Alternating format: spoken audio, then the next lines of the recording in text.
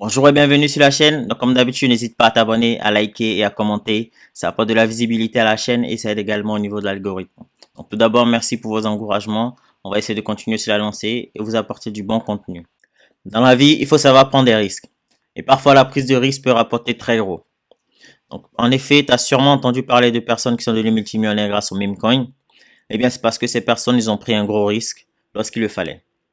Tu connais aussi sûrement Elon Musk, qui est l'homme le plus riche au monde actuellement. Eh bien, Elon Musk, il a pris un très très gros risque dans les années 2000. Donc, en effet, après avoir vendu ses parts de PayPal pour environ 180 millions de dollars, il a décidé d'investir ces 180 millions de dollars dans trois entreprises. SpaceX, Tesla et SolarCity. Il a également décidé de racheter Twitter. Donc, s'il a fait cela, c'est parce qu'il a sûrement une idée derrière la tête et un plan prévu pour cela. Donc, en gros, tous ces investissements et ces prises de risques lui ont rapporté pas mal de milliards. Donc, actuellement, ça fait de lui l'homme le plus riche au monde. Mais le but, c'est pas de prendre des risques bêtement, mais de prendre des risques de façon calculée.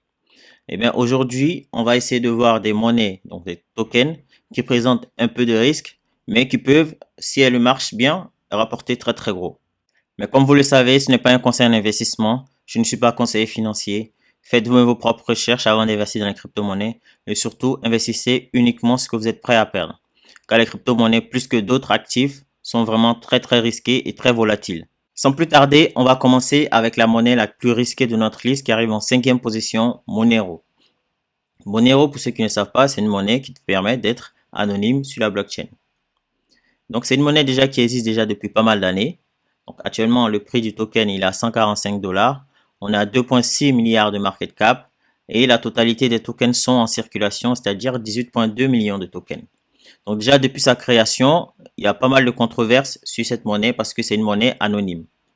Et les gouvernements, comme vous le savez, ils aiment voir ce qui se passe et pour pouvoir contrôler ou avoir accès à votre argent. Et le fait que Monero soit anonyme pose problème à pas mal de gouvernements et pas mal d'États. Et donc, du coup, cela peut créer, on va dire, de la crainte de la part de quelques investisseurs et tout, etc. Et aussi, il y a pas mal d'entreprises de recherche, on va dire un peu comme des policiers de la blockchain, qui essaient de craquer le code de Monero tel que Chainalysis par exemple. Deuxième raison pour laquelle Monero présente un risque, c'est le fait de se faire délister de pas mal de plateformes. Comme par exemple récemment, Binance a annoncé que d'ici le 26 juin prochain, elle va délister Monero, mais également Dash ou Zcash par exemple. Et cela présente un problème. Parce qu'en effet, si la monnaie se fait délister de pas mal de plateformes, ça veut dire qu'il y aura un manque de liquidité et pour nous, investisseurs, pour pouvoir trader, ça va être un peu compliqué.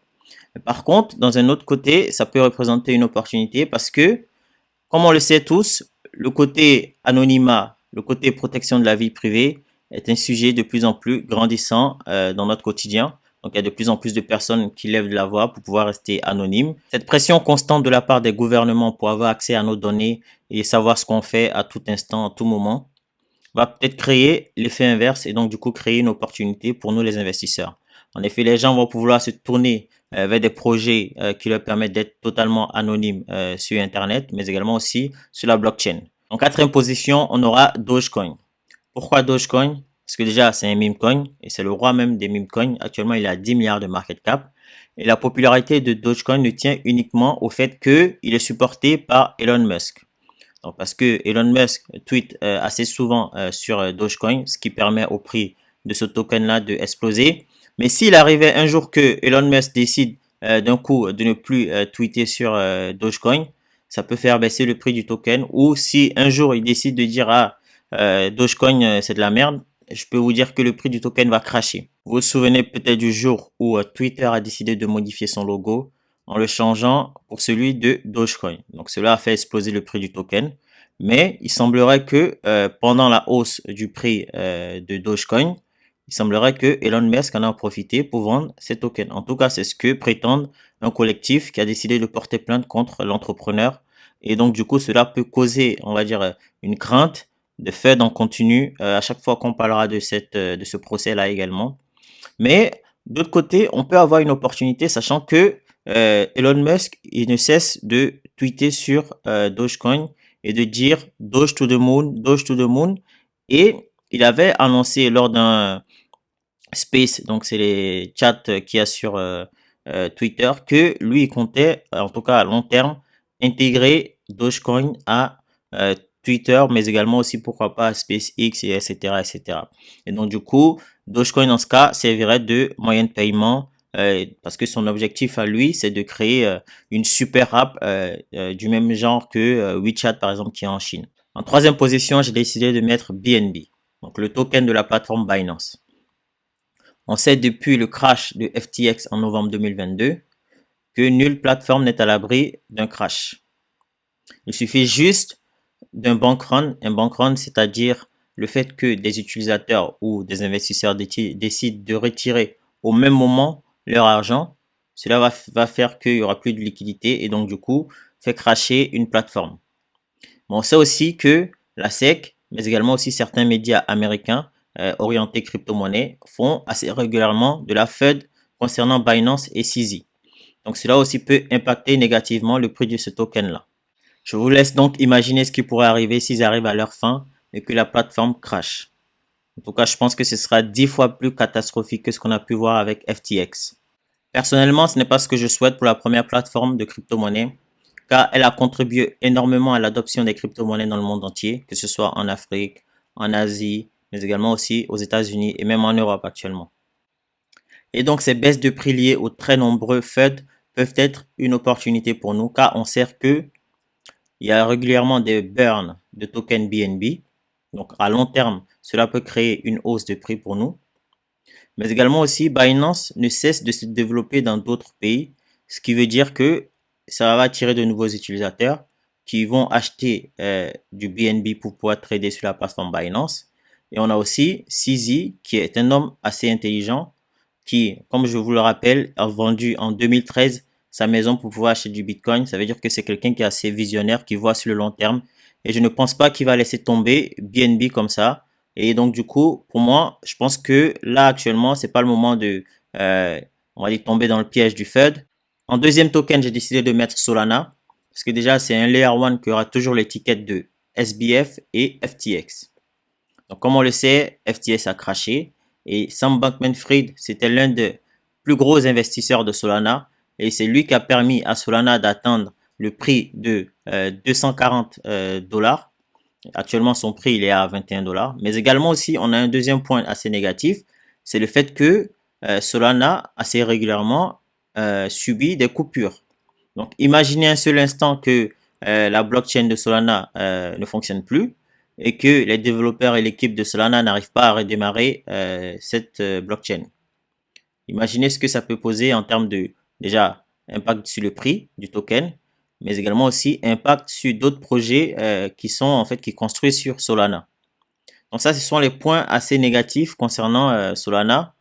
Dans un autre sens, cela peut représenter une opportunité parce que c'est une blockchain qui n'a pas décidé de se laisser faire. Elle a notamment récemment intégré ChatGPT, mais aussi on aura bientôt la sortie de son téléphone. Donc cela peut représenter une opportunité parce que si le téléphone marche, donc un téléphone qui est axé crypto-monnaie, donc pour pouvoir acheter tout, etc. Si ce téléphone fonctionne et marche très bien, cela peut être un point dynamique, en tout cas pour le prix du token qui peut monter, peut-être même atteindre encore son plus haut qui était à 240 dollars.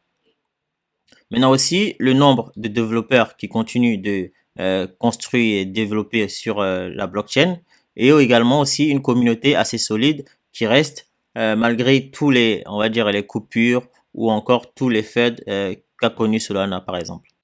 En première position, j'ai décidé de mettre Ripple XRP. Donc pour ceux qui ne savent pas, Ripple c'est un peu le mal aimé dans l'écosystème crypto-monnaie et ce depuis sa création et sa sortie en 2014. Donc récemment, ce qui a causé le FUD et donc du coup la baisse de prix, c'est son procès avec la SEC. Et donc du coup, cela présente un très gros risque parce que si Ripple, l'entreprise, perd son procès contre la SEC, le prix du token va cracher assurément. Mais cela aussi peut représenter une opportunité parce que si Ripple gagne son procès, je peux vous assurer que le prix du token va exploser à la hausse. Et donc, du coup, je pense que ce sera le début du bull run parce que ça va entraîner forcément les autres cryptos avec elle. Malgré tous les problèmes que connaît l'entreprise Ripple, XRP a su garder sa place dans le top 10 des projets crypto-monnaies durant toutes ces années. On a aussi le fait que Ripple, l'entreprise, ne cesse de se développer dans d'autres pays, hors USA évidemment. Et aussi le fait qu'elle achète d'autres entreprises en développement, donc c'est-à-dire par exemple Metaco, donc qui est une start-up suisse. Donc elle a récemment racheté Metaco pour 200 millions de dollars. Donc ça montre que c'est une entreprise qui a les fonds nécessaires pour pouvoir tenir sur le long terme et dans le temps. Et en cela, moi, ça me donne en tout cas confiance au projet et je pense que c'est une opportunité, en tout cas actuellement, parce que pour moi, je suis pas certain que Ripple va perdre son procès et c'est bien tout le contraire. Je pense que là, il y a en tout cas il y a des rumeurs qui courent comme quoi il y a des très très fortes chances que Ripple gagne son procès et donc du coup, si Ripple gagne son procès, le prix du token peut exploser à la hausse et donc du coup rapporter pas mal d'argent, en tout cas pour les investisseurs. Vous l'aurez donc compris, à l'exception de Monero et peut-être Dogecoin, ces tokens présentent un risque minime. Si cela vous a plu, n'hésitez pas à liker, à commenter et à vous abonner. Et sur ce, nous on se retrouve très prochainement pour d'autres vidéos crypto-monnaies. Bon week-end.